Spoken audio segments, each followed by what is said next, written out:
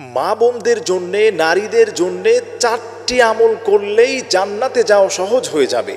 অনেক মা বোনেরা আমাদেরকে বলেন, হুজুর অনেক আমল করতে হয় মনে হয় জান্নাতে যাওয়ার জন্যে। আমি ওই সমস্ত মা বোনদেরকে বলতে চাই, জান্নাতে যাওয়ার জন্যে এত বেশি আমল করা দরকার নাই। আল্লাহ তাআলা বেশ কিছু আমল নারীদের জন্যে আল্লাহ তাআলা সিলেক্ট করে দিয়েছেন। নারীরা যদি 4টি আমল করতে পারে, আল্লাহর জান্নাতে তারা সহজেই প্রবেশ করবে।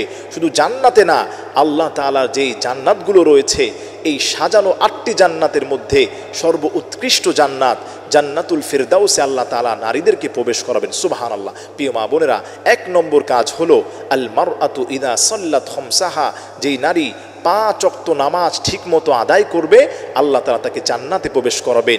2 নম্বর হলো সামাত শাহরাহা, রমজানের রোজাগুলো যেই নারী ঠিকমতো রাখতে পারবে, আল্লাহ তাআলা তাকে জান্নাতে প্রবেশ করাবেন।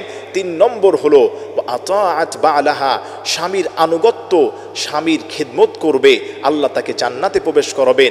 4 নম্বর হলো যেই নারীরা হাফিজত ফুরুজাহা, তার লজ্জাস্থানের হেফাজত করবে, পর্দা পশিদা মেনে চলবে, আল্লাহ তাআলা ওই নারীকে তার জান্নাতুল ফিরদাউসে জায়গা করে দিবে। সুবহানাল্লাহ।